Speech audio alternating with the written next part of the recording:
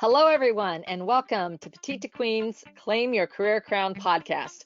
I'm your host, Lynn, and today I'm joined by our superstar VP of Operations, Amanda.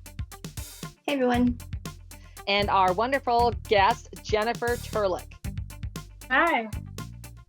So, for everybody out there, don't mind if I read a little bit about Jennifer to share with you what and who she is. Jennifer is an entrepreneur. She's an author. She's a speaker.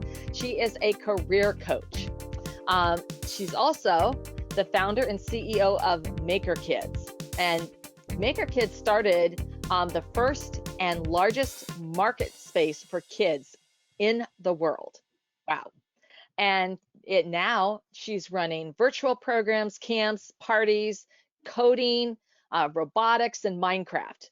So that's pretty cool. I love what you're doing there. And Jennifer, in addition, this is what's so great for our audience today, is that Jennifer also offers career coaching services on topics including, but not limited to, career exploration, the job search process, resumes and cover letters, interviewing and negotiations, that all-powerful negotiation. And you know what? She's helped so many of her clients. She's gotten them into exclusive schools, incubator programs. She's helped them land jobs at companies like Google, P&G, and Kelson. So absolutely phenomenal. And in her forthcoming book, which is How to Figure Out What to Do with Your Life Next, Jennifer shares a career design process she developed. So, and I'm all about the process and methodologies. It's really incredible what she's done. So what she's put together is its book is based on tested strategies and exercises, including quantified self, decision thinking, lean methodology, one of my favorites, self-discovery, and more. So you've got to pick this up. And today, we're going to be talking about this second part of her life and how you can break out of the corporate world and pursue a career that you are passionate about. Jennifer, welcome to the show. Thanks so much for having me. Happy to be here. Well, this is going to be fantastic. And for everyone anyone who's joining us for their first time, make sure you don't miss a single episode by subscribing to Claim Your Career Crown wherever you get your podcasts. And while you're at it, you know what? Share the love and click all 5 stars. Okay, well, let's dive right in and find those careers that we just love to work. You know, Jennifer, you founded Maker Kids to help kids grow their skills. So how did you go from working for Procter & Gamble to doing the DJing and then founding Maker Kids? I mean, it's like, what a journey.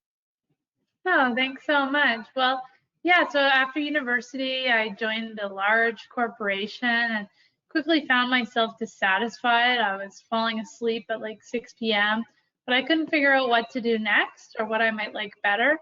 I'd tried all sorts of career coaching, career tests, but unfortunately those had led me into this job that I didn't like. So I realized I needed to do something different. So I actually ended up applying for this competition to shadow an angel investor in Silicon Valley, which I'd heard a lot about. And I became a finalist, and they said you can do your interview in person or virtually. And I knew I wanted to do it in person, and if I got the position that it would start shortly after.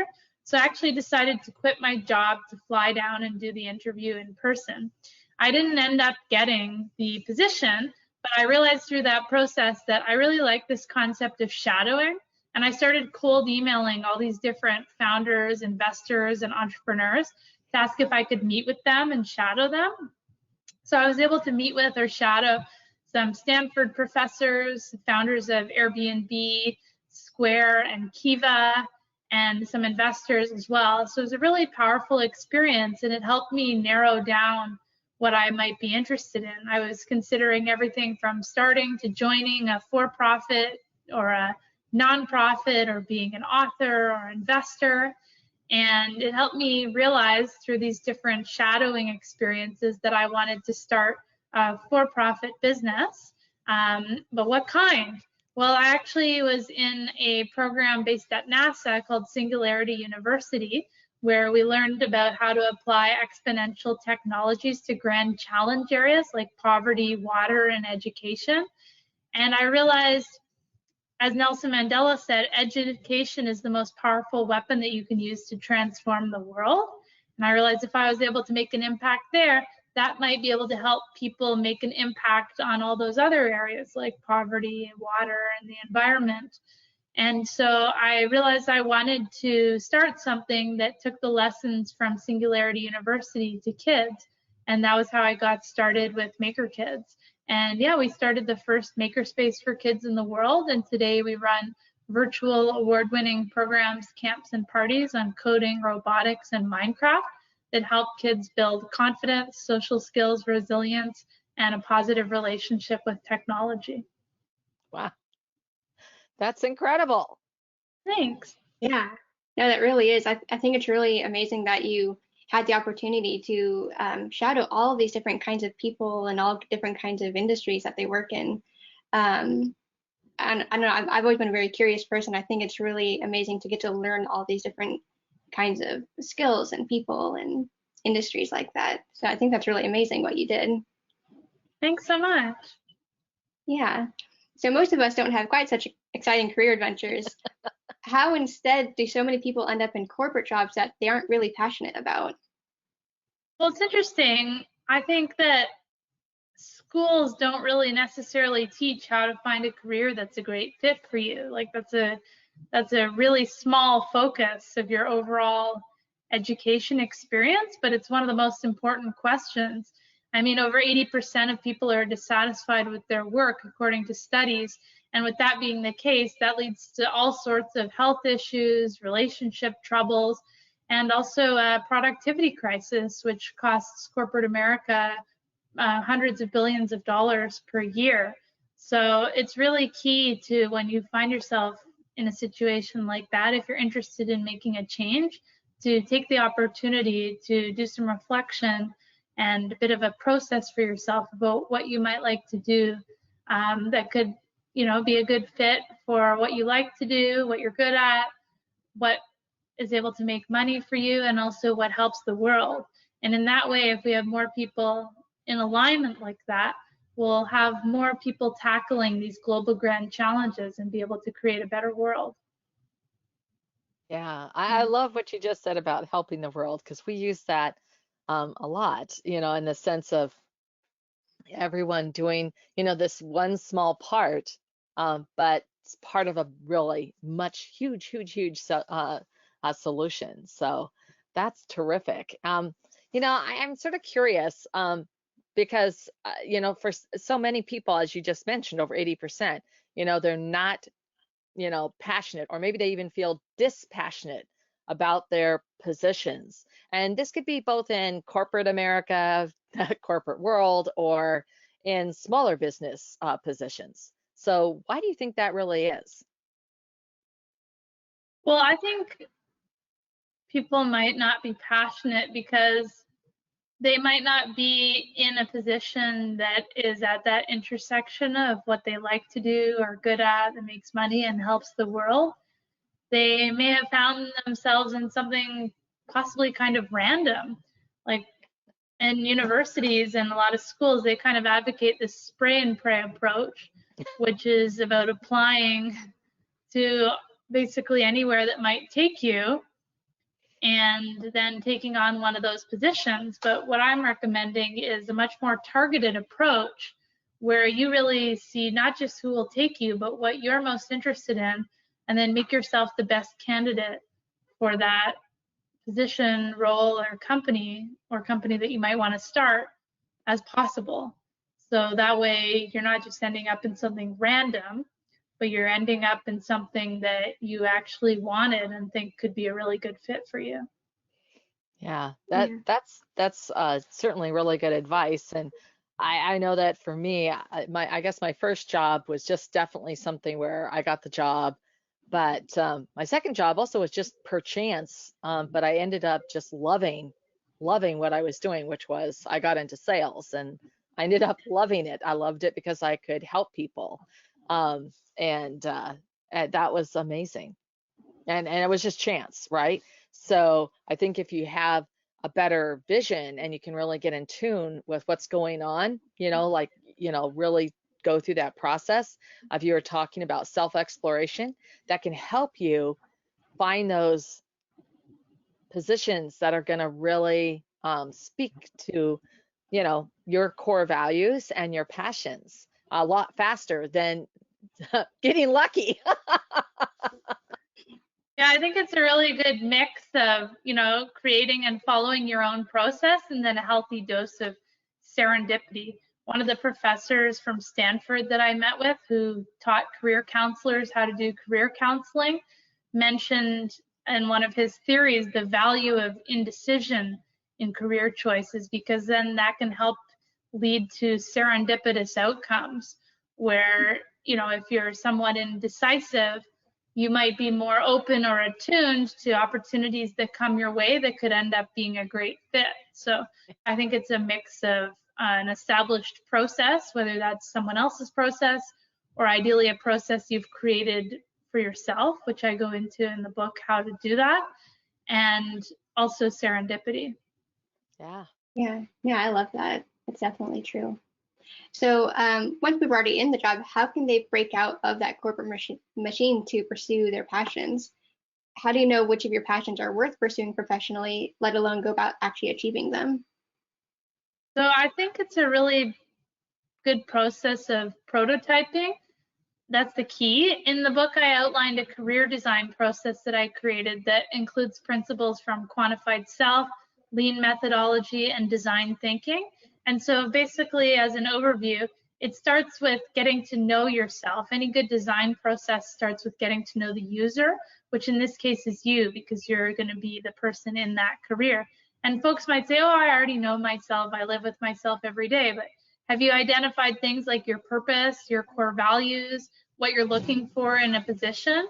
So I outline ways to get to know yourself and identify all those different things. And then once you've done that and made a list of what you're looking for in a position, you can identify all the different options that you might be considering and not rule any out at this point unless there's like some really clear red flags. Then once you've done that, it's time to identify what key minimum viable commitments you might try to see if you actually like those or not. And minimum viable commitments, as I define them in the book, are opportunities for you to see in a small way whether or not you might like a career. And there's a spectrum that ranges from reading about them via magazine articles or online articles, which is obviously a low commitment experience, to doing informational interviews, to shadowing. And so you can start with something small, like reading an article about each of the opportunities you're considering, and then get deeper into higher commitment levels, such as informational interviews and shadowing, with the opportunities that you think are most interesting. So in that way, you might be swimming with hundreds of different options, and you might not have the time to shadow at each of them, for example. But you can do something small, like read an article, to see if you can narrow that down, and then continue trying out different things and narrowing down your options, and then maybe shadowing at a few key different ones you might be interested in. And then from there, you can rate your experiences against the criteria that you initially set out to figure out which ones you might be most interested in, and then make yourself the best candidate for those. Yeah, definitely. I imagine it's kind of a combination of what you're interested in, but also what you're good at, and maybe like the working style too. Like you might like a certain field, but maybe certain jobs aren't really a good fit for your personality, your working style, the kind of schedule you want to have. So I imagine that doing that extra research can really help with narrowing it down in a lot of different ways. Yeah, for sure. When you set out your criteria, it could be, anything. Like some ones that were important for me were how much I liked it, how good I was at it, how much money I could make at it, how much it helped the world, as well as, size of team, casual versus formal environment, dress code, proximity from my house, work-life balance, all sorts of different criteria.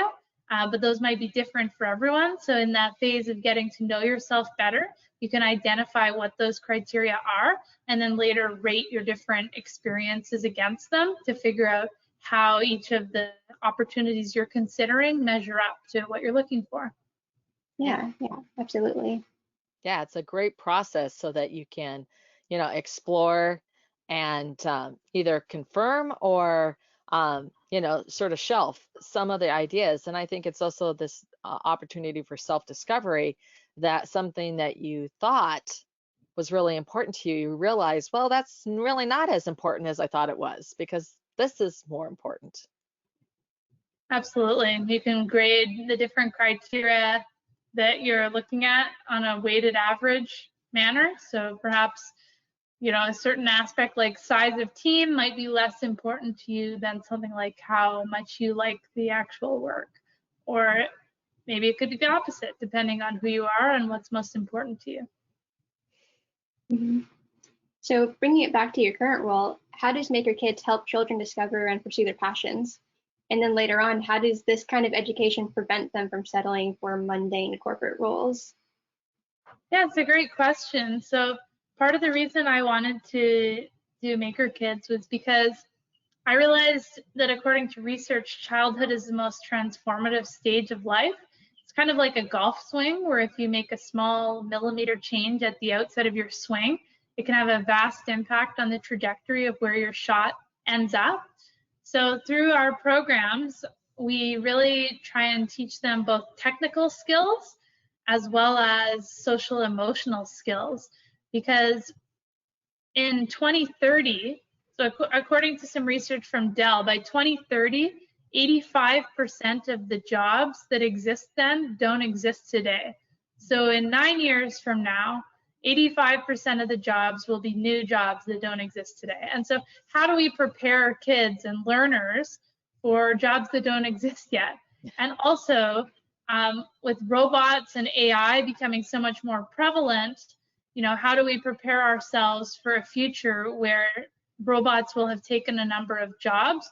Well, it seems like the key jobs that will be important in that future are programming the robots and artificial intelligence, and also contributing the social emotional skills that they lack.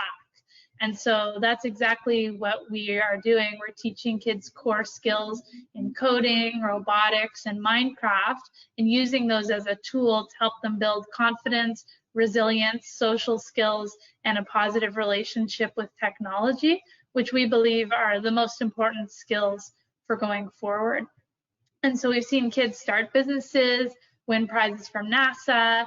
We've also seen a number of positive mental health outcomes, to the point where children's mental health professionals are referring kids to us because of the results that they've seen.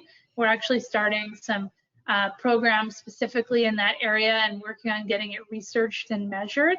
And I think it'll help prevent kids from settling for a job that they don't like, because they'll have the confidence, skills, and opportunities that will enable them to create their own job or find a job that they like. I kind of look at finding a great job as a pyramid, where the bottom of the pyramid is confidence, and then the next level up is skills. So once you have that confidence, you can develop skills, and then those skills enable you to reach the top level of the pyramid, which is opportunities. And so we're really trying to help kids realize at a deep level that they can do anything, and they can do things that other people can use, and they can make an impact, and then to develop the skills to be able to build opportunities for themselves, or find and achieve opportunities for them to find a great career. Ah, well, that's amazing. And here I am, I'm wearing my Kim Possible pin. She can do anything. So, and I would assume that with Maker Kids, that you definitely encourage girls to be involved in these types of programs, to sort of break down those barriers for women going into the technical and science fields. Absolutely. Studies have shown that between ages 7 and 12 is a key time where kids decide whether or not they'll consider a future in STEM or write it off entirely. And that's especially true for girls. And the key is a positive experience with STEM, and that sort of decides whether or not they'll continue forward with it. And so that's what we're trying to provide. Instead of teaching them how to, here's a class on how to make a loop, for example, which might sound kind of boring. It's okay, today we're coding video games. By the way, along the way, we're learning how to make loops, but the kids get so excited and have so much fun, they don't even realize how much they're learning. But we try and make it really cool and fun. And we have a lot of female leadership and role models, and all our advertising includes a lot of females as well. And so we've seen tons of girls, and we've seen tons of girls in our programs. Yeah, and that's absolutely so important for women to get more involved in those STEM fields and to stay in them, not only currently, but in the future. And it's those are great jobs. So all of this conversation has been really great, and I know we sort of got off on a tangent, but for our listeners out there, I'd love to have you provide them with some your sort of final thoughts or your top tips on how they can follow their dreams, and rather than wear those corporate confines, or I used to call it that banker suit straight jacket, unless that's one of your dreams. How can they go out in the world and just do the things that just fill their soul with passion? I would say to allocate a certain amount of time. The amount of time will be different for everyone, but to allocate a certain amount of time, whether it's daily, weekly, monthly, quarterly, or annually, to really revisiting and thinking about at a deep level what you want to do in your career, where you want to go next, and to develop your own process. I go into the book, in the book, how to develop your own process for figuring out your career. So to really think deeply about what you might want to do next and figure out what your process is going to be, approximately how much time you're going to devote to it and how long, so that you can then go through that and then come out the other side of it feeling like, okay, I've done that exploration, I've gone through the steps that I set out for myself, and now, this is what I want to do. And really take it as an opportunity. Like if you're dissatisfied, that's an opportunity to think about what you might want to do next. And in the meantime, if you're currently still sticking with that opportunity while you find another one, to figure out ways to optimize it and to make it as good as you can and use it as an opportunity and a stepping stone to find your next role. Yeah. No, I love that piece about introspection, and the process, and just the discovery, and you could be in one position at a big corporation, and once you're in, you could explore other positions within an organization and discover that you'd really like to be in this type of department and doing this type of work. And so even like you said, just sort of exploring what's there and available, or in your field in general and in other industries. It's you just have to choose to dedicate some energy to this incredible journey. Absolutely. Oh, well, Jennifer, and thank you so much for sharing how professionals can move away from their corporate life and into their own true calling. What a great conversation. I know that our listeners are going to want to know where they can find out more about you. Oh, thanks so much. And thanks so much for having me. They can find out more about me at my website, jenniferturliuk.com. That's TURLIUK. They can also check out my book online, which is How to Figure Out What to Do with Your Life Next, available through Amazon and wherever books are sold. And if they want to check out Maker Kids, they can go to makerkids.com. That's MAKERKIDS.com. And they can also follow me on social media at Jennifer Turliuk, again, TURLIUK. All right. And we'll be sure to include all of those links for our audience below in the post. So just check that out. And, this has been such a great conversation, Jennifer, Amanda. And for everyone out there, If you have ideas that you'd like to share, you can leave us a comment down below. We really do want to hear from you. And if you have a question or would like to suggest topics for us to cover on another amazing podcast like this one, you can email us at jointheconversation@petitequeen.com. And of course, if you want to stay current on all of our amazing content, that's these Claim Your Career Crown podcasts, our resources, our articles, everything we do, you can sign up for our weekly wisdoms at petitetoqueen.com. So everyone, thank you so much for tuning in. Jennifer, Amanda, thank you so much. This has been an amazing episode. Thank you. Thanks so much.